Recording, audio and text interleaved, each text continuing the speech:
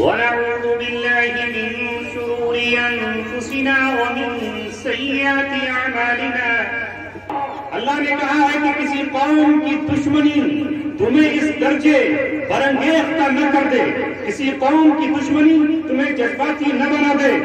یہ آج کا آزاد ہندوستان یوں ہی آزاد نہیں ہوا، اس نے ظلم و ستم شروع کیا، آغاز ہوا.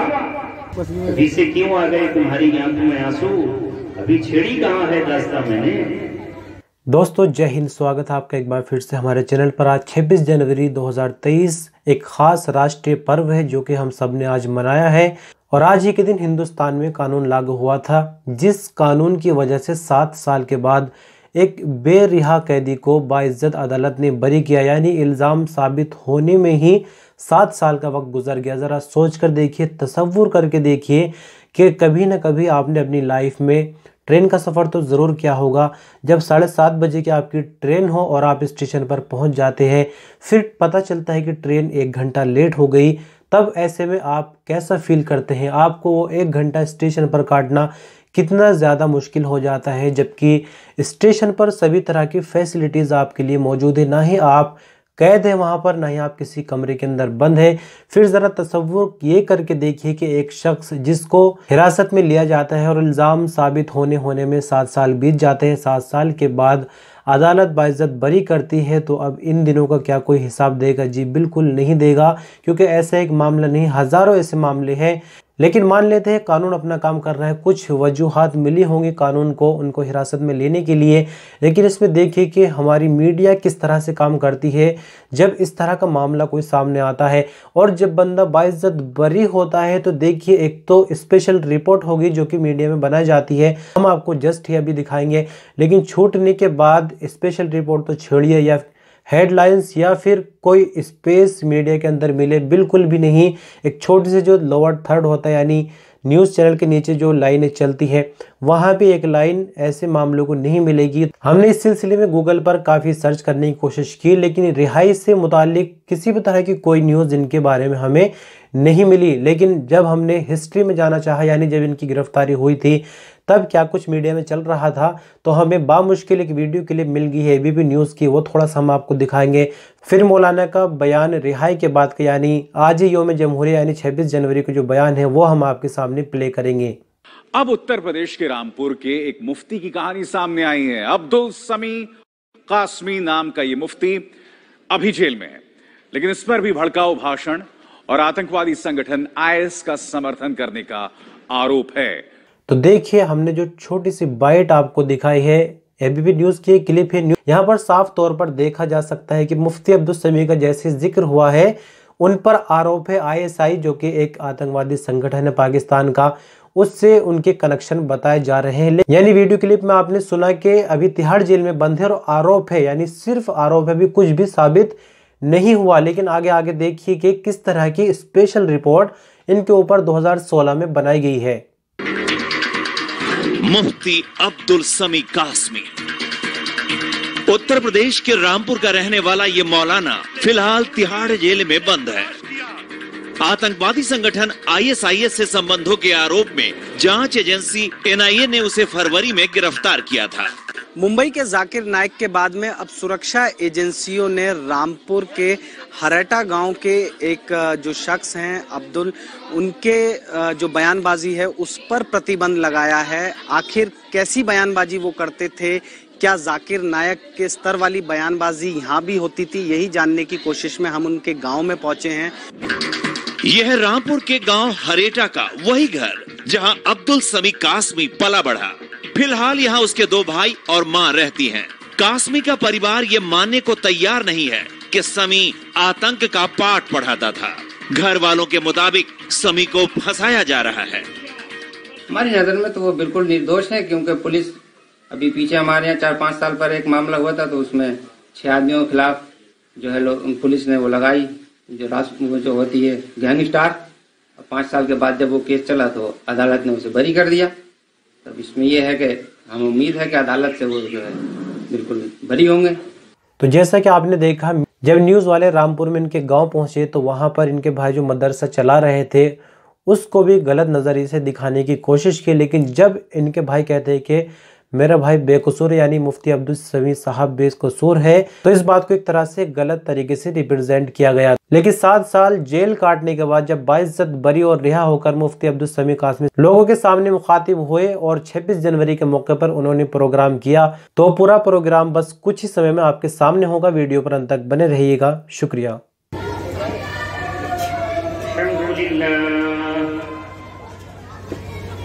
الحمد لله نحمده ونستعينه ونستغفره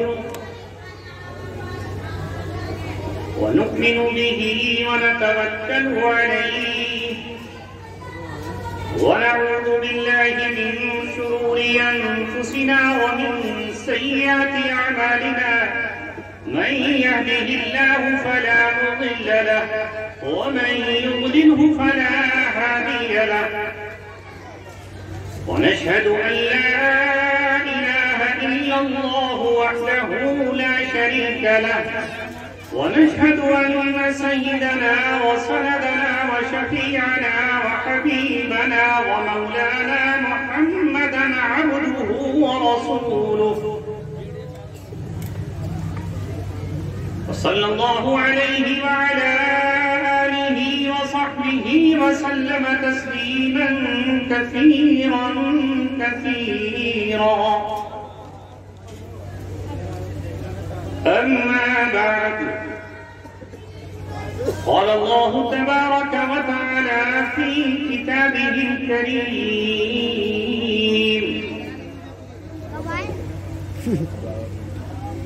إنا أرسلناك بالحق بشيرا ونذيرا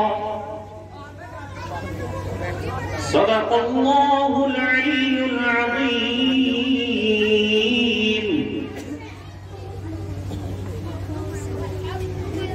سارے جہاں سے اچھا ہندوستان ہمارا، ہم بلبلیں ہیں اس کی یہ گلستاں ہمارا، گودی میں کھیلتی ہیں جس کی ہزاروں ندیاں، گلشن ہے جس کے دم سے رشک جنا ہمارا، پربت وہ سب سے اونچا ہمسایہ آسماں کا، وہ سنتری ہمارا، وہ پاسباں ہمارا، اے آبرود گنگا وہ دن ہے یاد تجھ کو، اترا تیرے کنارے جب کارواں ہمارا۔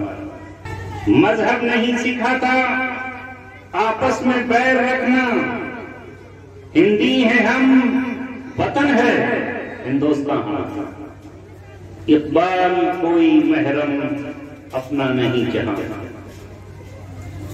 اقبال کوئی محرم اپنا نہیں جہاں میں، معلوم کیا کسی کو درد نہاں ہمارا۔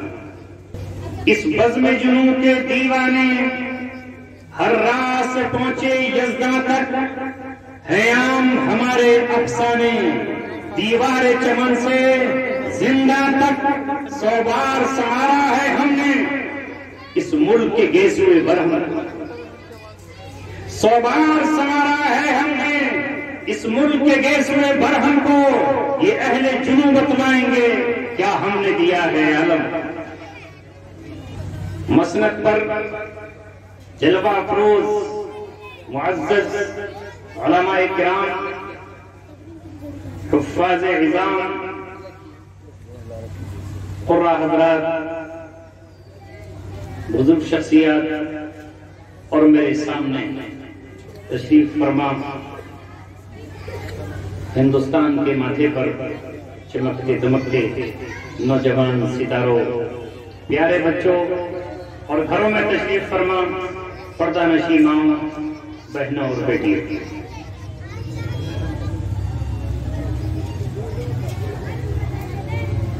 آج کے اس تاریخی دن میں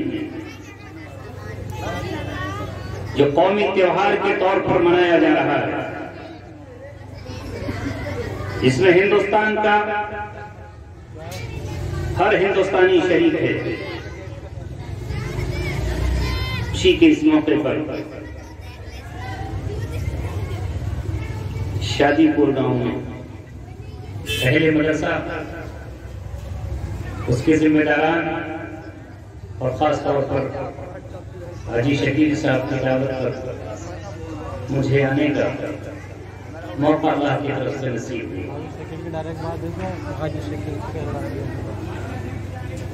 کیا کہوں اور کیا چھوڑوں، کیا سناؤں اور کس بات سے کنارہ کشی کروں، ذہن کشمکش کا شکار ہے۔ پھر وہی شعر مجھے یاد آتا ہے جو میں نے بارہا آپ کے سامنے دہرایا ہے، رلاؤں تو بغاوت ہے، ہنساؤں تو بغاوت ہے، سمجھ میں کچھ نہیں آتا کہ چھیڑوں داستان۔ لیکن آج کا یہ دن 26 جنوری ہندوستان کا قومی تہوار ہے، جس میں ہر ہندوستانی بلا تفریق مذہب و ملت شریک ہے۔ اور کیوں شریک نہ ہو؟ جیسا کہ آپ سنتے چلے آئے ہیں اور پڑھتے چلے آئے ہیں، اس ہندوستان پر وہ زمانہ بھی گزرا ہے جب 1601 میں ایسٹ انڈیا کمپنی کے نام سے پہلا جہاز انگریزوں کا یہاں داخل ہوا اور اس نے ہندوستان پر ایسی نظر ڈالی جیسے کوئی ڈاکو کو لٹیرا ڈالتا۔ ہندوستان میں بسنے والے ہر شخص کی روح تڑپ اٹھی، اس نے ایک لڑائی لی، اور ایک وقت وہ آیا کہ انگریز کو نکالنے کے لیے اس ہندوستان میں تحریکوں کا دور شروع ہوا۔ مجھے آج یہ بات عرض کرنی ہے اللہ کے کلام کے تعلق سے، اس میں ہم سے کہا گیا ہے وَلَا يَجْرِمَنَّكُمْ شَنَآنُ قَوْمٍ عَلَىٰ أَلَّا تَعْدِلُوا اعْدِلُوا هُوَ أَقْرَبُ لِلتَّقْوَىٰ۔ اللہ نے کہا ہے کہ کسی قوم کی دشمنی تمہیں اس درجے برانگیختہ نہ کر دے، کسی قوم کی دشمنی تمہیں جذباتی نہ بنا دے کہ تم انصاف کی راہ سے ہٹ جاؤ اور عدل سے پوری اختیار کر لو۔ نہیں، اللہ نے فرمایا انصاف کرو، بولنے میں بھی انصاف، تولنے میں بھی انصاف، عمل میں انصاف، جذبات اپنی جگہ، لیکن حقدار کو حق دینا اپنی جگہ۔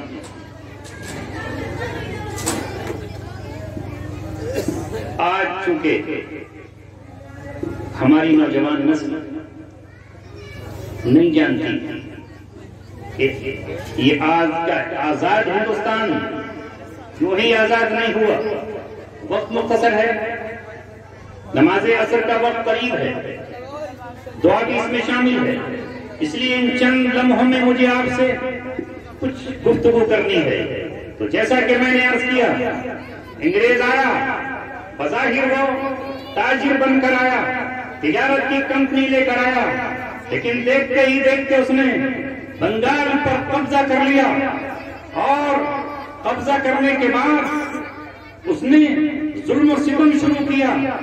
آغاز ہوا بنگال میں نواب سراج الدولہ اٹھے، اور دنیا جانتی ہے، ہسٹری نے لکھا، اتہاس نے اس بات کو ضبط کیا کہ پلاسی کے میدان میں نواب سراج الدولہ نے 1757 میں انگریزوں کے دانت کھٹے کر دیے، لیکن ہمیشہ سے غدار صفوں میں رہتے ہیں۔ کسی بھی قوم کی تاریخ ہو اور کسی بھی ملک کا اتہاس ہو، غداروں کی بھی فہرست وہاں نظر آئے گی اور وفاداروں کی فہرست بھی نظر آئے گی۔ اسی طرح اس ہندوستان میں میر صادق اور میر جعفر کی غداروں کی تاریخ سے تاریخ بھری ہوئی۔ 1757 یاد رکھیے، نواب سراج الدولہ انگریزوں کے ایجنٹ کی بنیاد پر شہید ہو گئے۔ انگریز سمجھا کوئی ہم سے مقابلہ کرنے والا نہیں، ہم سے کوئی ٹکرانے والا نہیں ہے۔ جیسے ہی اس نے سمجھا کہ اب کون ہمارا مقابلہ کرے گا، تو پھر میسور کی سرزمین سے حیدر علی نے لڑائی لی अंग्रेज की आंखों में आंखें डालकर मुकाबला आराई शुरू की।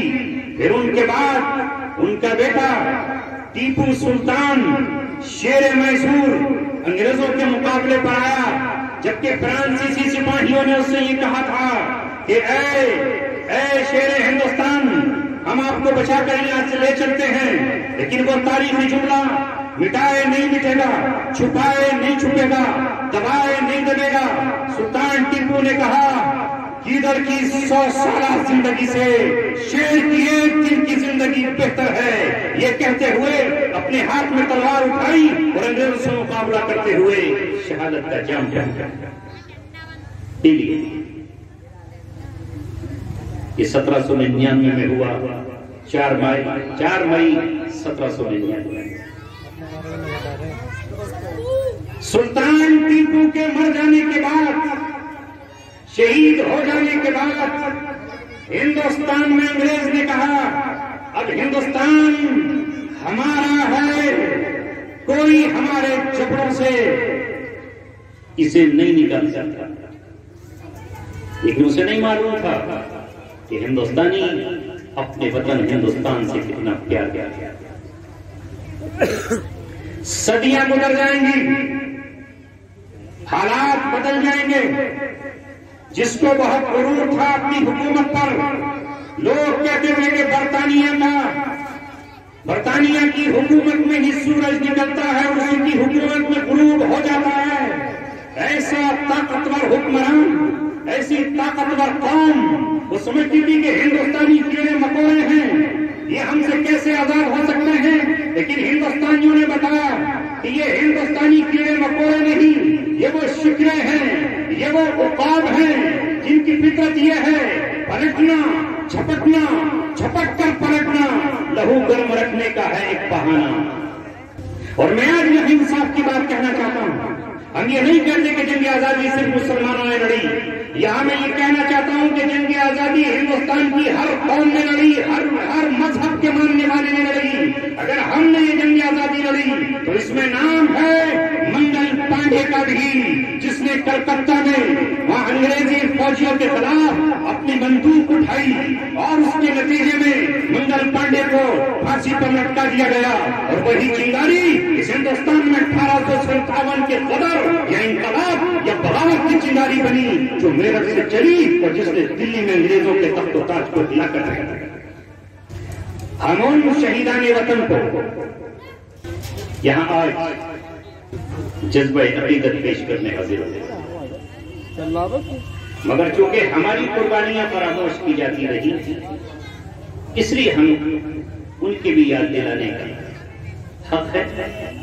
इस तरह यहां हर हिंदुस्तानी को अपने शहीदों को याद करने का हक है, हमें भी। 1757 में के बाद फिर तहरीक उठती है, तहरीक शहीदैन सईद अहमद शहीद और शाह इस्माइल शहीद। ये तहरीक भी चलती रही यहां तक के बालाकोट उस वक्त तक का ये मुश्तरका हिंदुस्तान था, तकसीम से पहले का हिंदुस्तान, बंटवारे से पहले का हिंदुस्तान था।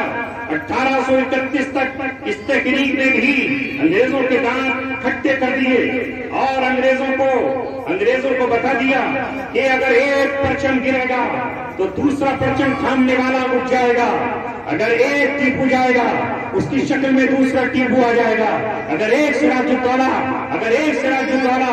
दफन होगा तो दूसरा कोई सिराजुद्दौला खड़ा हो जाएगा। 1831 में ये तहरीक भी अपने आप में खात्मे की तरफ बढ़ी। तो फिर इस हिंदुस्तान में चारों तरफ से हर कौम ने अंग्रेज के खिलाफ उठने का फैसला किया। एक तरफ अंग्रेज दबाना चाहता था, मिटाना चाहता था, मजहबी बुनियादों पर हमारी तफरीक चाहता था, वो हिंदुस्तानियों को आपस में मजहब के नाम पर लड़ाना चाहता था। शायद लगता है कि उसी मौके पर शोरा उठे, लोग उठे और उन्होंने ये कहा कि हिंदुस्तानियों छोड़ो, इस वक्त अंग्रेज तुम्हारा सबका दुश्मन है, क्योंकि उसने आटे में गाय की चर्बी और सुअर की चर्बी मिला डाली है। यह अफवाह पूरे हिंदुस्तान में फैल गई। इसी तरह यह अफवाह फैली कि अंग्रेज ने हमारे मजहबी जज्बात को ठेस पहुंचाने के लिए और हमारे दीन और हमारे धर्म से खेलने के लिए कारतूस पर गाय और सुअर दोनों की चर्बी लगाई और उस कारतूस को दांतों से खोलना पड़ता था, खींचना पड़ता था, जिसमें जाहिर है दोनों ही की रूहानी को मुसलमान भी और हिंदू। 1 अप्रैल 1857 को मंगल पांडे को फांसी दी गई, उसकी खबर यहां से चंद किलोमीटर के फासले मेरठ पहुंची और वहां की छावनियों में 35 हिंदुस्तानी सिपाहियों ने ऐलान बगावत कर दिया और ये कहा कि अब हम अंग्रेज का साथ नहीं दे सकते, हम इस जुल्म और सितम को बर्दाश्त नहीं कर सकते, अपने मजहब पर आने वाली आंच को हम सह नहीं सकते। जहां पर कैद किए गए थे उन बैरिकों को तोड़ डाला उन्होंने। हिंदुस्तान में तय हुआ था कि 31 मई को पूरे हिंदुस्तान में अंग्रेज के खिलाफ आम बगावत का ऐलान किया जाएगा, आम बगावत का बिगुल बजाया जाएगा।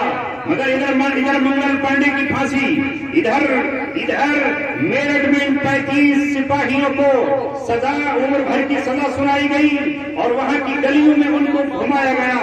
ऐलान था कि 31 को बगावत होगी, अभी 31 आई नहीं थी कि 10 मई ही को ही मेरठ से काफिला चला और उसने दिल्ली की तरफ अंग्रेजों पर धावा।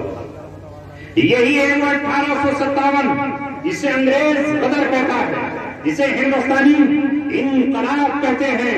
यही वो 1857 है जिसमें उलमाए देवबंद, उलमाए देवबंद, जिनके रूहानी इमाम मौलाना हाजी इमदादुल्लाह मुहाजिर मक्की थे और जिनके फिक़ही इमाम मौलाना रशीद अहमद गंगोही थे और जिनके सिपह सालार मौलाना कासिम नानोत्री रहमतुल्लाहि अलैह थे, जिसमें हाफिज जामिल शहीद भी थे जो फौज में शामिल थे।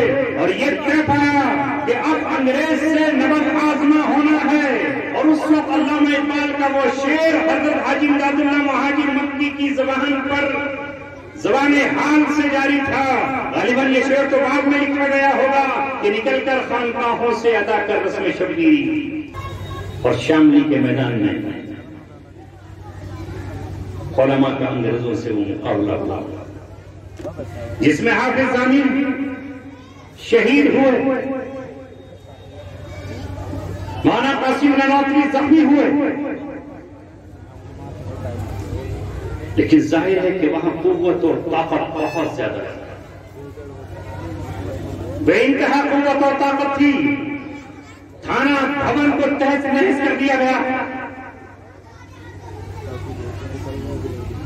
ताकत ताराज कर दिया गया। और वही इसका जिक्र अभी नाज़िम में जलसा फरमा रहे थे। जब मेरठ से काफिला दिल्ली पहुंचा, बहादुर शाह जफर उस वक्त दिल्ली में थे, दिल्ली का आखिरी ताजदार था।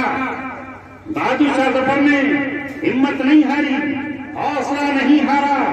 बख्त खान जनरल बख्त खान निकलकर दिल्ली पहुंचा। बहादुर शाह जफर से कहा, आओ मैं आपको बहिफाजत रुहेल खंड ले चलता हूं। लेकिन उस आखिरी ताजदार ने कह दिया, नहीं, मैं जान बचाकर यहां से नहीं जाऊंगा।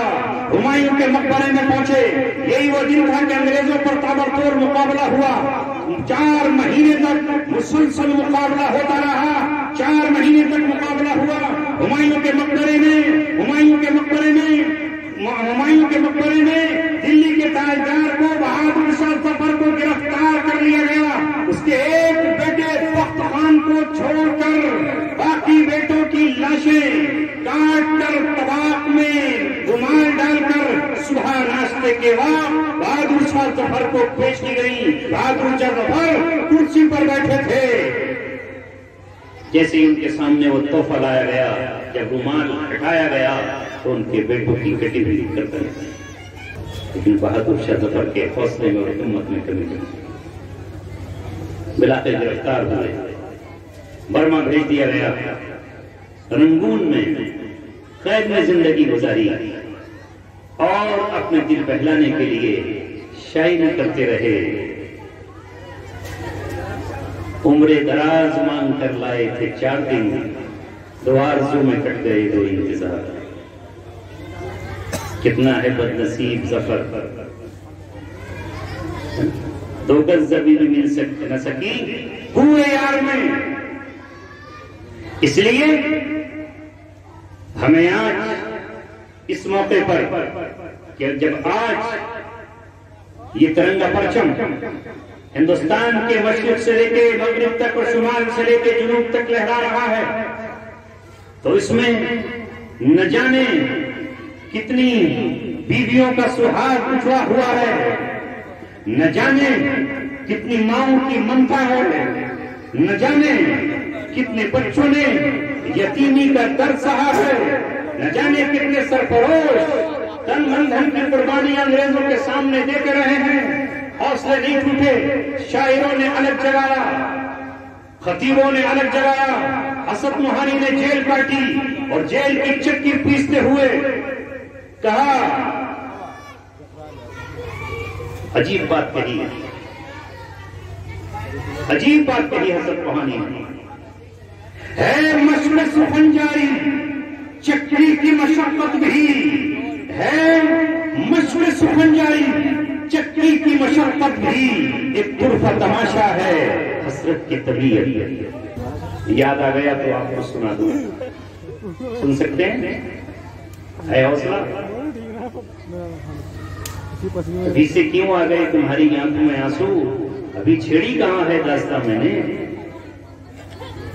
جب میں پہنچا وہاں تو مجھ سے قدیم اسیروں نے کہا، مفتی صاحب اپنے پاس ایک چکی یہ ہے، ایک چکی ادھر ہے، ایک چکی ادھر ہے، آپ جس چکی میں چاہیں وہاں رہیے. چکی کوئی چکی نظر نہیں آ رہی. میں نے کہا جہاں پر رکھے میں تو وہاں رہوں گا. میں تو سوچ کر آیا ہوں کہ جہاں آپ رکھے میں رہوں. شام کو پھر بولے اپنے پاس 3 چکیاں ہیں، ان 3 چکیوں میں سے آپ کہیں پہ رہ جائیں. میں پھر دیکھ رہا ہوں کہ چکی تو کہیں نہیں. پھر انہوں نے مجھے کہا کہ مفتی صاحب یہاں ان کمروں کو چکی کہتے ہیں، اور چکی اس لیے کہتے ہیں کہ انگریز کے زمانے میں جن قیدیوں کو یہاں لایا جاتا تھا ان قیدیوں سے کہا جاتا تھا کہ روزانہ 2 من گیہوں تم کو پیسنا ہے، اور وہ گیہوں اگر نہیں پیسا تو تم کو کھانا نہیں دیا جائے گا. صبح ان کو گیہوں دے دیے جاتے اور شام تک ان کو وہ چکی میں گیہوں پیسنا ہوتے تھے. تو اسی وقت سے ان کمروں کو جن میں ان کو رکھا جاتا تھا خطرناک مجرم وہ مانے جاتے تھے جو جنگ آزادی کے ہیرو تھے، تب سے انہیں چکی کہا جاتا ہے. آج بھی لوگوں سے بولتے بولتے سوچ کر میں کہتا ہوں کہ وہ سیل تھا یا کمرہ تھا، ورنہ زبان پر وہی چکی آتی. تب مجھے یاد آیا کہ وہ حسن موہانی نے یہ بات اس وقت اس لیے کہی تھی کہ ہے مشق سخن جاری چکی کی مشقت بھی، ایک طرفہ تماشا ہے حسرت کی طبیعت. 1857 4 مہینے تک مقابلہ انگریزوں سے ہوتا رہا. بالآخر کیا مقابلہ کرتے اتنی فوج کی سمجھ میں. دہلی کا کوئی چوراہا ایسا نہیں تھا، تاریخ پڑھو، جس پر پھانسی کے پھندے لٹکے نہ ہو اور وہاں ان کو پھانسی پر نہ لٹکایا جا رہا ہو. دہلی کا کوئی کنواں اور کوئی باولی ایسی نہیں تھی جس میں لاشوں کو ڈال کر کے ڈھیر نہیں لگا دیا گیا ہو.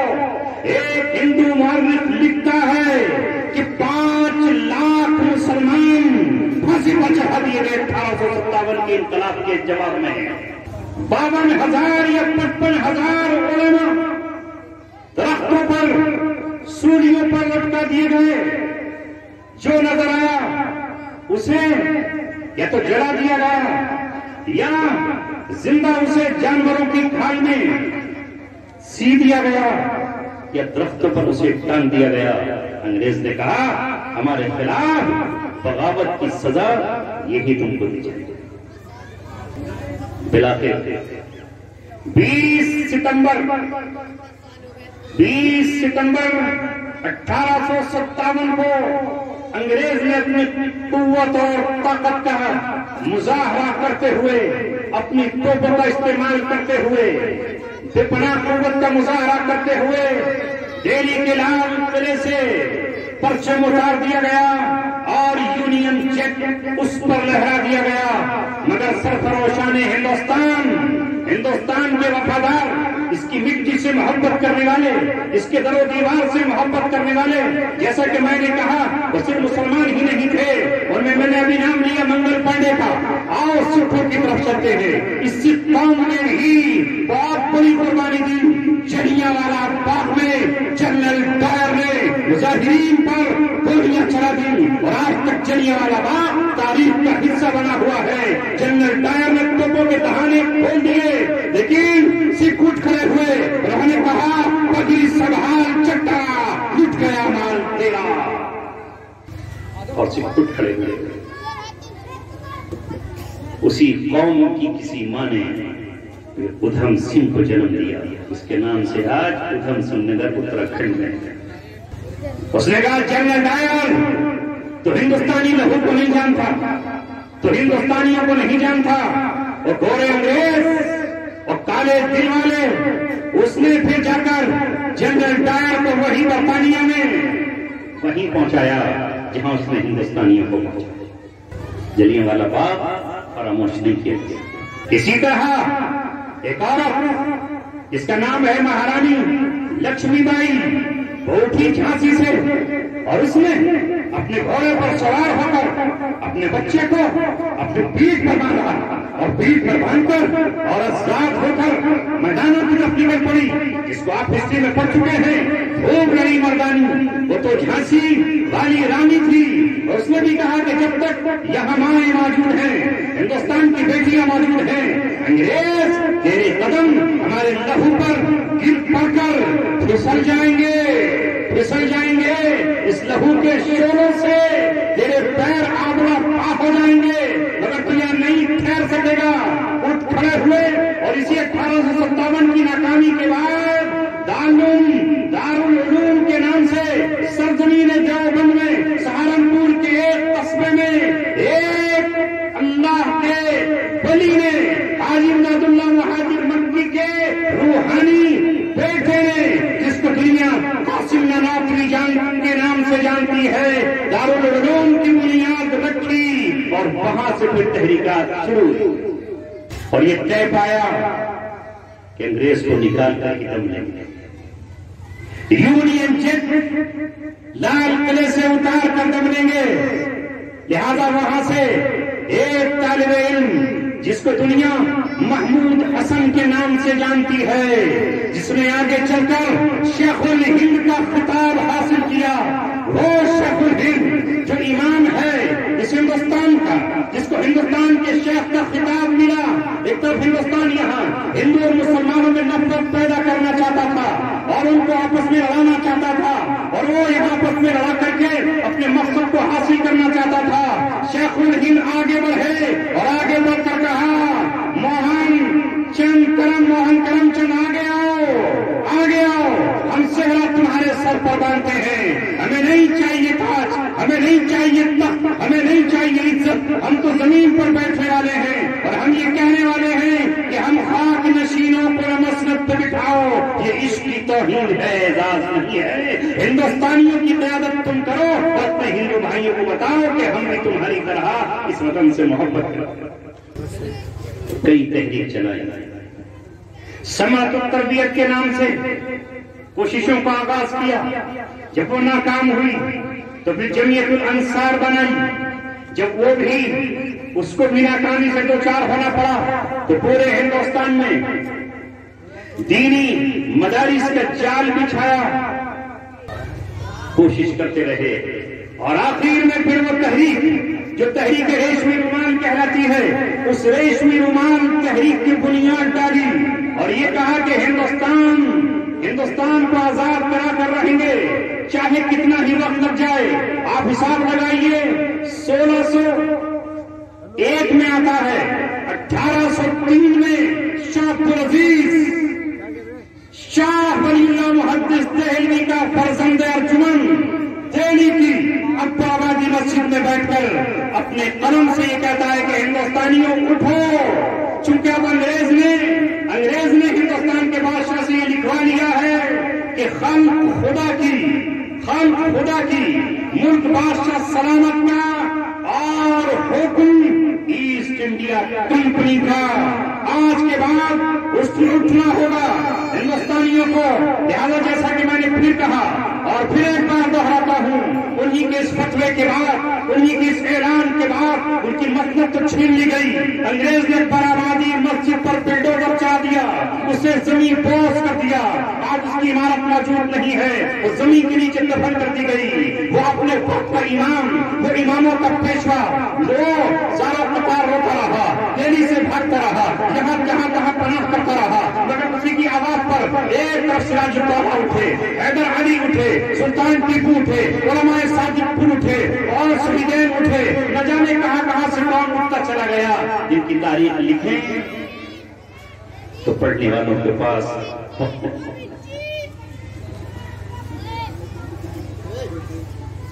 کتنا وقت لگ گیا. 1803 سے لے کر کے 1947 تک یہ تحریکات چلتی رہی. شیخ الہند کی تحریک عیش میں نمان ظاہر ہے کہ غدار, جیسا کہ میں نے کہا کہ ہر قوم میں ویر جعفر و ویر صادق رہے ہیں, ہر وطن میں وطن کی بنیادیں کھودنے والے بھی موجود ہیں. 1915 میں شیخ الہند گرفتار کر لیے گئے, مالٹا کی جیل میں گئے اور مالٹا کی جیل میں صعوبتیں گزارنے کے بعد یہ بوڑھا شخص وہاں سے لوٹنے کے بعد اس میں پیغام بھی چھپا ہے ہندوستان والوں. ایک طرف دارالعلوم دیوبند کی بنیاد 1866 میں یا 1867 میں رکھی جاتی ہے. حضرت شیخ الہند نے ڈاکٹر ذاکر حسین صاحب کے ساتھ مل کر پھر جامعہ ملیہ کی بنیاد دلی میں رکھی, جو آج انجینئر, جو آج ڈاکٹر پیدا کر رہی ہے. اور اس سے پہلے اس کی بنیاد مولانا محمد علی جوہر نے رکھی تھی, جس نے انگریزوں سے یہ کہا تھا برطانیہ کی سرزمین پر کہا تھا, گول میز کانفرنس میں کہا تھا, 18 گھنٹے انگریزی میں تقریر کرتے ہوئے کہا تھا کہ محمد علی غلام ہندوستان میں واپس نہیں جائے گا, یا تو مجھے آزادی کا پروانہ دو اور یا پھر مجھے کسی آزاد ملک میں دفن ہونے کے لیے میرے تب کے مطابق جگ. کون تھا محمد علی؟ جس کا اخبار پڑھنے کے لیے, جس کی انگریزی دیکھنے کے لیے ملکہ وکٹوریہ ایک ہفتے تک انتظار کرتی تھی کہ کب آئے گا محمد علی کا اخبار. یہ تھے وہ جنہوں نے پھانسی کے پھندے چھونے, جنہوں نے جیلوں کی سلاخوں میں زندگیاں گزاری, مالٹا کی جیلیں گزاری, کالا پانی کی سزا پائی, مولانا فضل حق خیر آبادی. اس لیے میں یہ کہتا ہوں کہ کسی ایک مذہب کا کوئی چرچی دعویٰ نہیں کر سکتا کہ وہ جنگ آزادی کا ہیرو ہے. ہر مسلک, ہر مذہب, ہر ملت, ہر قوم, ہر برادری نے اس کے لیے قربانیاں دی ہیں. آج کا یہ 45 منٹ کا وقت کسی اتہاس کو یہاں دہرانے کے لیے نہیں ہے, بلکہ صرف اشارہ کرنے کے لیے ہے. یہ کون تھا فضل حق خیر آبادی, جس کی قبر آج بھی جزیرہ مالٹا میں ہے. یہ بریلیت کا امام تھا اس زمانے میں. علماء صادق پور, علماء اہل حدیث تھی, اور ادھر ہی علماء دیوبند تھے جن کا قائد شیخ الہند ہے, محمود حسن دیوبندی ہیں, جو بڑھاپے کے عالم میں وہاں جاتے ہیں اور وہاں آ کر پھر اپنی قوم کو آگے بڑھانے کے لیے ایک طرف دین کی تعلیم دینے کے لیے دارالعلوم دیوبند قائم کیا, تو دوسری طرف سید احمد نے سر سید نے علی گڑھ میں مسلم یونیورسٹی قائم کی, جو ایک مدرسہ تھا, لیکن خواب یہ تھا کہ انگریزوں سے مقابلہ ایک فرقہ نہیں کر سکتا. ان کی زبان بھی سیکھنی ہوگی اور ہنر بھی سیکھنا ہوگا, ان کو انہی کی زبان میں جواب دینا ہوگا. یہ کوششیں ہوتی رہی. اور دوسری طرف مدن موہن مالویہ تھے, یہ اپنی محنتیں کر رہے تھے. گاندھی جی تھے, یہ اپنا کام انجام دے رہے تھے.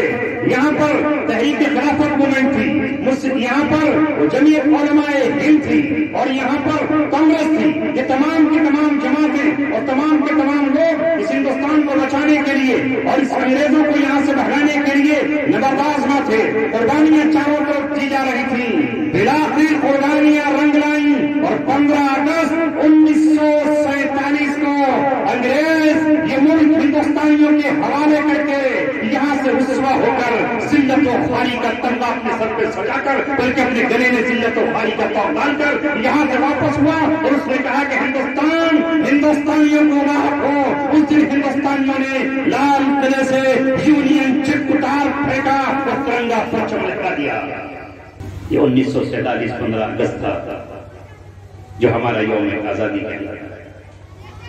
پھر ضرورت یہ پیش آئی کہ اب اس اتنے بڑے ملک کو چلانے کے لیے کسی دستور کی ضرورت ہے, کسی قانون کی ضرورت ہے, کچھ اصول کی ضرورت ہے.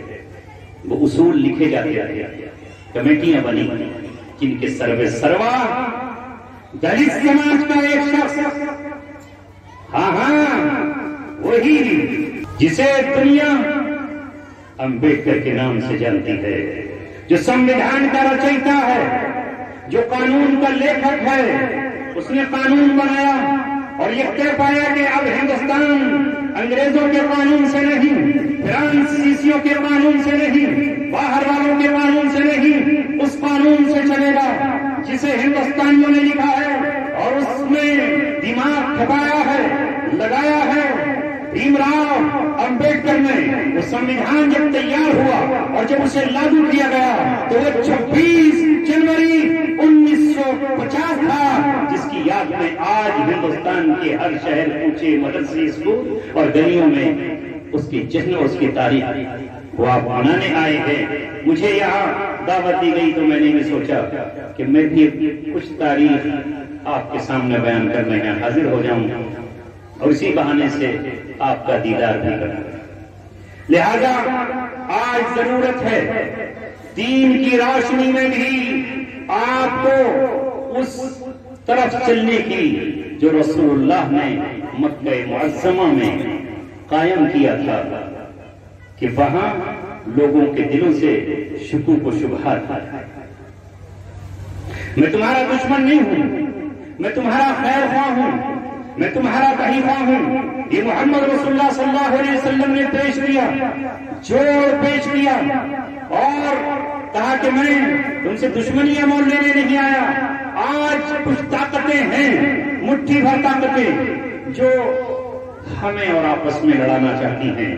اس لیے ہمیں آج پھر ضرورت ہے کہ ہم اتحاد اور اتفاق کی محنت اور کوشش کو جاری رکھیں تاکہ یہ ملک چمکے, اس کے بازار ترقی کریں, اس کے شہر پر امن ہوں, اس کی وادیاں امن سے بھری ہوئی ہوں, سڑک پر چلنے والا نوجوان امن کے خواب سجائے, ترقی کے دل میں دیپ جلائے, باہر نکلے اور یہ ملک کشمیر سے کنیا کماری تک اور بنگال سے برما کی سرحدوں تک یہ ترقی کرے. اس لیے ضرورت ہے آج آپ کو محنت کرنے کی, کوشش کرنے کی. نفرت کو نفرت سے نہیں مٹایا جا سکتا, آگ کو آگ سے نہیں بجھایا جا سکتا. آپ کے لیے ضرورت ہے ٹھنڈک کی. اس وقت آپ کو ان جذبات کی ضرورت ہے جو شبنم ہوں. چلیے بات میں یہیں پر ختم کیے دیتا ہوں. بس اتنا آپ سے کہتا ہوں کہ آج کا دن یوم آئین ہے, یوم جمہوریت ہے, یوم قانون ہے. اسی سے ملک ہند چل رہا ہے, اسی دستور سے. آج اس ہندوستان کا یہ ماحول ہے کہ ابھی تھوڑی دیر بعد مسجدوں میں اذانیں گونجیں گی اور آپ نماز پڑھیں گے. ہاں یہی وہ آئین اور قانون ہے جس کے ذریعے صبح گردواروں میں پاٹ ہوتا ہے. یہی وہ آئین ہے جس کی بنیاد پر آج صبح لوگ اپنی آتما کو شانتی دینے کے لیے مندروں کی طرف جاتے ہیں اور وہاں پر وہ اپنے بھگوان کو یاد کرتے ہیں. یہی وہ آئین ہے جس کی بنیاد پر یہ ادارہ قائم ہے. یہی وہ آئین ہے جس کی بنیاد پر یہاں اسکول اور کالج قائم ہیں. اور آخر میں پھر ایک بات کہتا ہوں کہ یہی وہ آئین ہے جس آئین کی بنیاد پر میں آپ کے سامنے بیٹھا ہوا ہوں اور تم سے خطاب کر رہا ہوں. ہزاروں ملکوں سے زیادہ بہتر ابھی میں ہمارا ملک ہے. بہتاوے مت آؤ, سوشل میڈیا ہو یا کوئی اور میڈیا, اس پر پڑی ہوئی باتوں کی طرف مت جاؤ. نوجوانوں 26 जनवरी 2016 कोतवाली में मैं ये कहकर गया था और आज फिर दोबारा उस बात को दोहरा रहा हूं, ये नेट और इंटरनेट जैसी चीजें सब चीज इसमें सही नहीं है। इस पर जाकर गुमराह मत हो, अरे इसकी अफवाहों पर मत जाओ, ध्यान मत दो, कोई कुछ भी कर सकता है। सही इल्म हासिल करना है तो अपने उलमा से जुड़ जाओ, मुफक्किरीन से अपने जुड़ जाओ। फसलू अहल ज़िक्र इन कुंतुम ला तालमून, अगर तुम नहीं जानते तो अहले इल्म से पूछो, बराह रास्त पूछो। मगर आप कहां इस बात के लिए तैयार हो? लिहाजा इस पर मत जाओ, न जाने कौन इस पर किस मुल्क का शख्स बैठा है और वो आपको क्या कह रहा है। मैंने न जाने कितने नौजवानों की जिंदगी इन 7 सालों में घुटते हुए, उनके माँ बापों को तोड़ते हुए, जेल से उनके जनाजे उठते हुए देखे और सिर्फ उनका जुर्म ये था कि वो फेसबुक पर या टीवीएन पर या किसी और चीज पर नेट से जुड़े हुए थे। याद रखो, आखिरी पैगाम दे रहा हूँ, वक्त न जाने कब किसकी करवट लेने और वक्त बदल जाए। कोई ईरानी तुम्हारे आंसू पोंछ में नहीं आएगा, कोई अफगानी तुम्हारी बेवा के सर पे दुपट्टा डालने नहीं आएगा, कोई इराकी तुम्हारे बच्चे के सर पे तुम्हारे बच्चे के हाथ रखने नहीं आएगा, कोई भी सऊदी अरब का शख्स तुम्हें दस्तरखान पर रोटी का टुकड़ा देने नहीं आएगा। अगर कोई काम आएगा तो यही हिंदुस्तानी अवाम यही काम आएंगे, यही के वकील काम आएंगे, यही के डॉक्टर काम आएंगे, यही के इंजीनियर काम आएंगे, यही भूखी रंगी अवाम तुम्हारे काम आएंगे। हमारा एनिमी, हमारा दुश्मन दूसरे मुल्क में बैठकर हमें गलता है। अरे तो अपने मुल्क की फिक्र कर, हमारी फिक्र मत कर। हमने अपने अल्लाह से नाता जोड़ा है, हमारे नबी की सीरत हमारे पास मौजूद है, मक्के के 13 साल हमारे पास मौजूद है हमारे नबी के, और मदीने के भी 10 साल हमारे पास मौजूद है। हमारे पास उसवा इब्राहिम भी है, हमारे पास सुन्नत यूसुफ भी है, हमारे पास हजरत हारून और हजरत मूसा की दास्तान भी है, हमारे सामने हजरत शुएब का मदियन भी है। सब कुछ हमारे पास मौजूद है और हमारे पास हिंदुस्तान की सुनहरी तारीख है, हमारे पास हिंदुस्तान की सुनहरी तारीख है। 7 सुनहरी सदियां, 7 हमारे कई सुनहरी सदियां हैं। हमें संचरित वालों से क्या लेना? इसलिए नौजवानों, मैं अब उस मंजिल पर आया हूं जहां नौजवान मेरे बेटे की हैसियत है। बेटा क्या होता है, बेटे का दर्द क्या होता है, बेटे के आंसू क्या होते हैं, एक बीवी की मोहब्बत क्या होती है, एक माँ की चाहत क्या होती है, वो तुम नहीं जान सकते। वो जान सकता है जो माँ के आंचल से दूर रहा हो, जो बीवी की उल्फत और मोहब्बत से दूर रहा हो, जिसकी बेटियां उसे देखकर रोती और मुसल्ले बिछाकर दुआएं करती हों, वो तुमसे कहता है। इसलिए मैं आज इस मजमे से, और मेरा ये पैगाम मेरे चैनल के जरिए भी शायद वहां तक पहुंचेगा जहां तक मैं पहुंचाना चाहता हूं। उनका जो काम है अहले सियासत जाने, मेरा पैगाम मोहब्बत है जहां तक पहुंचे। अब मोहब्बत की बातें करो, नफरत की बातें छोड़ दो, शोरों की बातें छोड़ दो। चारों तरफ शोले ही शोले हैं। तुम शबनम लेकर आओ, तुम पानी के कतरे लेकर आओ, आग को बुझाने के लिए चलो। इसलिए कि जब आग लगेगी तो किसी का घर नहीं लगेगी, आग तो आएंगे कई मकान सदमे, लगेगी आग तो आएंगे कई मकान सदमे। यहां हमारा ही मकान थोड़ी है। जो आज मसनद नशी है कल नहीं होंगे, किराएदार हैं, जाती मकान थोड़े। ये सब अल्लाह ताला का निजाम था। इसलिए हज़रत मूसा अलैहिस्सलाम ने कहा, ऐ मेरे कौम, या कौम इस्तईनु बिल्लाह, अल्लाह से मदद मांगो, वस्बिरू वस्बिरू वस्बिरू, सब्र करो, सब्र का दामन थाम लो। कायनात के चलाने वाले अल्लाह की जात है। बस इन्हीं अल्फाज के साथ वक्त हो चला है, मैं अपनी बात को खत्म करता हूँ। वाखिर दावाना अनिल हम्दुलिल्लाहि रब्बिल